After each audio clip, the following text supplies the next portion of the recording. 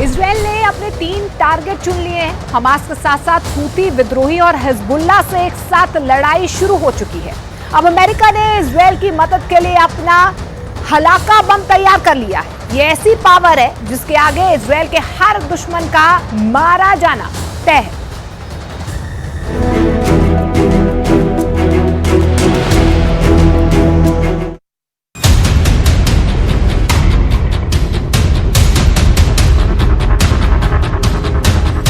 Israel के पास सारे संसाधन हैं। इजराइल के पास सिर्फ हमास के खात्मे का मैप तैयार नहीं है, बल्कि हिजबुल्लाह को भी लगे हाथ इजराइल दुनिया के नक्शे से मिटाना चाहता है।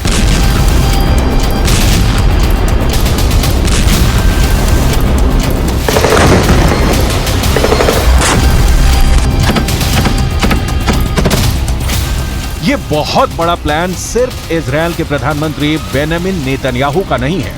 इस प्लान में अमेरिका के राष्ट्रपति जो बाइडेन भी शरीक हैं। प्लान को बहुत गौर से समझिए, क्योंकि यही तय करने वाला है इजराइल युद्ध का अंजाम। इस नक्शे को बहुत गौर से देखिए। इजराइल की सुरक्षा पर अमेरिका ने अपनी नेवी का पहरा बैठा दिया है। इजराइल के उत्तर में भूमध्य सागर में उसका एयरक्राफ्ट कैरियर जेराल्ड फोर्ड खड़ा है। ये जेराल्ड फोर्ड हिजबुल्लाह के हमले को रोकने और जरूरत पड़ने पर उस पर अटैक करने के लिए तैनात है।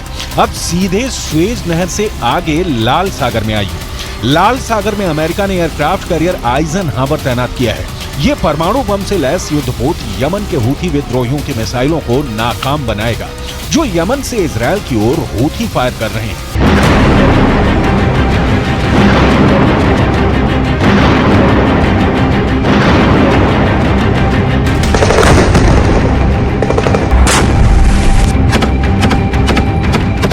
इजराइल के लिए हूथी और हिजबुल्लाह हमास की तरह ही कट्टर दुश्मन है। इजराइल के सामने पिक्चर क्लियर है कि इन संगठनों को रोकने के लिए उसके पास 2 चीजें होनी चाहिए।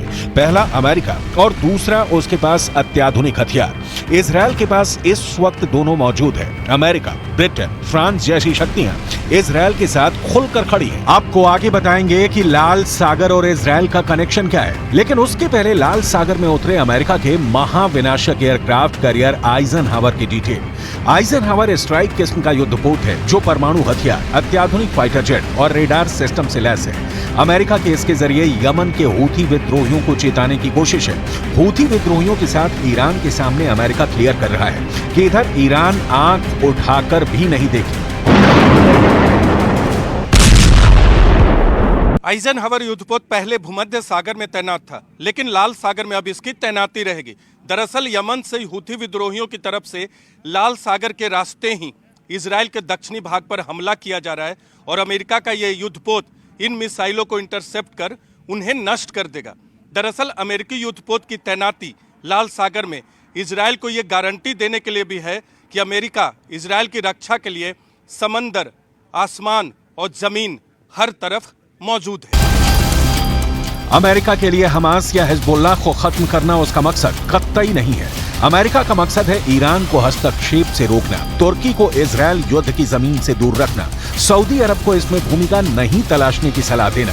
अमेरिका ऐसे ही कामों के दम पर खाड़ी पर अपना वर्चस्व बनाए रखना चाहता है। इजराइल जैसे देश अमेरिकी दोस्ती निभाने के लिए मजबूर हैं, क्योंकि उन्हें तो 1-2 नहीं, पूरे 22 अरब देशों से एक साथ भी निपटना पड़ सकता है। अमेरिका इस काम में इजराइल के बखूबी साथ निभा रहा है। पिछले महीने लाल सागर में यमन से आई मिसाइलों को भी अमेरिकी युद्धपोत यूएसएस कार्नी ने ही इंटरसेप्ट और ध्वस्त किया।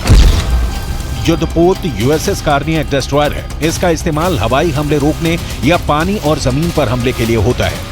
ये 1991 से अमेरिकी वायुसेना में सेवा दे रहा है। इस पर हमेशा 329 नौसैनिक तैनात रहते हैं और इसकी रफ्तार है 55 किलोमीटर प्रति घंटा।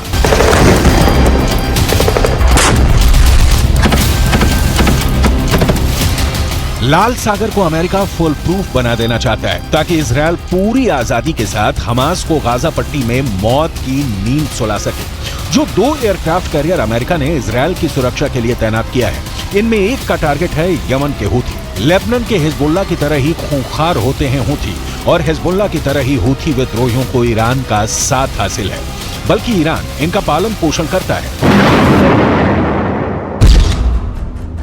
हूथी पश्चिमी एशिया के देश यमन का एक विद्रोही गुट है। यमन के 1/3 इलाके पर हूथियों का कब्जा है। हूथी विद्रोहियों में ज्यादातर शिया समुदाय के लोग हैं। हूथी विद्रोहियों के पास 1,80,000 से लेकर 2 लाख की सेना है। हूथी विद्रोहियों को ईरान हथियार और पैसे से मदद करता है।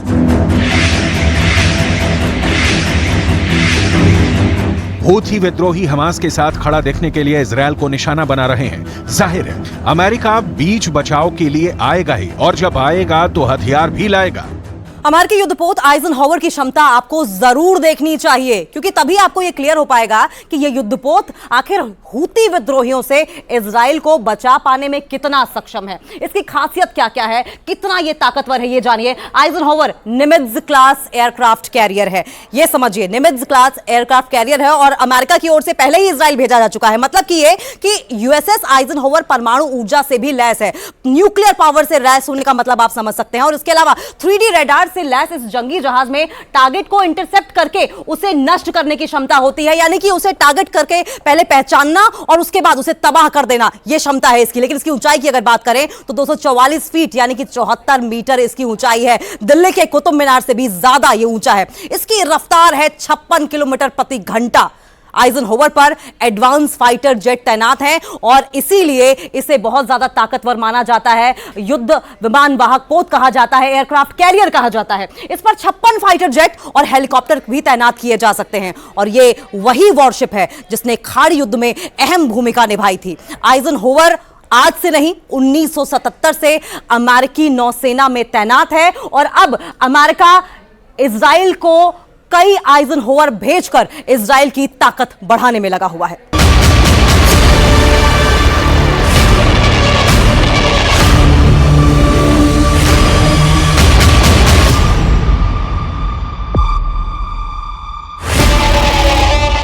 अमेरिका के पास दुनिया की सबसे शक्तिशाली नौसैनिक बेड़ा है।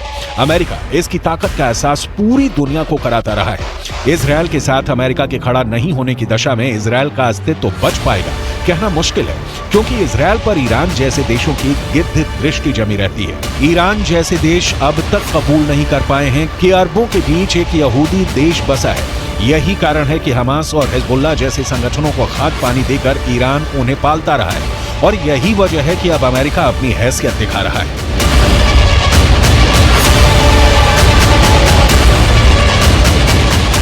एयरक्राफ्ट कैरियर आइजनहावर के पहले अमेरिका ने जेराल्ड फोर्ड को भूमध्य सागर में उतारा है। परमाणु ऊर्जा से चलने वाला जेराल्ड फोर्ड 76 मीटर ऊंचा है। इस तरह समझने की कोशिश कीजिए कि दिल्ली के कुतुब मीनार की ऊंचाई 73 मीटर से भी ज्यादा है और यह उससे भी ज्यादा ऊंचा है। लेकिन इसकी अगर क्षमता की बात करें तो क्षमता 1 लाख टन से ज्यादा बताई जाती है, यानी कि काफी हद तक यह वॉरहेड्स ले जाने में सक्षम है। इस पर एक साथ 70 फाइटर जेट लिए जा सकते हैं, यानी कि समझ सकते हैं कि युद्ध में खड़े रहने, डटे रहने की क्षमता अगर 70 फाइटर जेट एक साथ आपके पास हो तो कितनी होती है। लेकिन अगर इसकी रफ्तार की बात करें तो 56 किलोमीटर प्रति घंटा की रफ्तार से यह चलता है। इसे चलाने के लिए 4500 नौसैनिक लगातार काम करते हैं और इसी बात से अंदाजा लगाया जा सकता है कि इसकी मारक क्षमता क्या होगी और इसकी कैपेबिलिटीज, इसकी कैपेसिटीज कितनी ज्यादा है।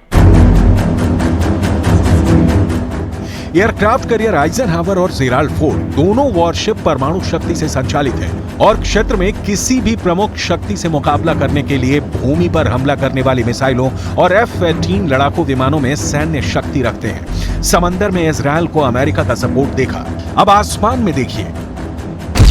F-16 2400 किलोमीटर प्रति घंटा की रफ्तार से उड़ते हुए इतनी मिसाइलें और बम बरसा सकता है कि जमीन पर तबाही मच जाए। इतनी तेज स्पीड से उड़ने के बावजूद F-16 लड़ाकू विमान का निशाना बाज की तरह सटीक होता है, यहां तक कि रात के अंधेरे में भी। और तो और अमेरिका की वायुसेना यह भी दावा करती है कि उसका F-16 किसी भी मौसम और किसी भी वक्त में उसका साथ नहीं छोड़ता।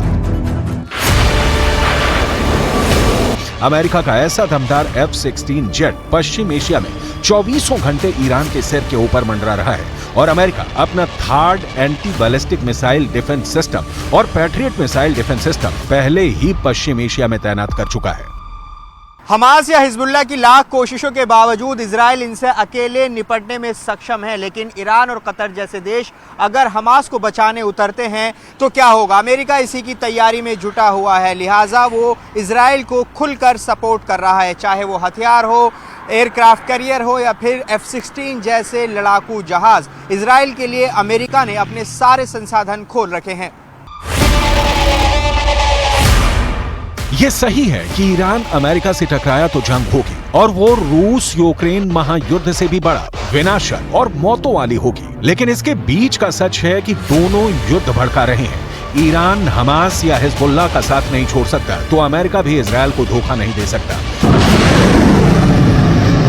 अब तक अमेरिका अपने 3 एयरक्राफ्ट कैरियर समंदर में उतार चुका है, और जरूरत पड़ी तो अपनी नौसैनिक शक्ति से लाल सागर से फारस की खाड़ी तक कहीं भी किसी भी समंदर को मत देगा।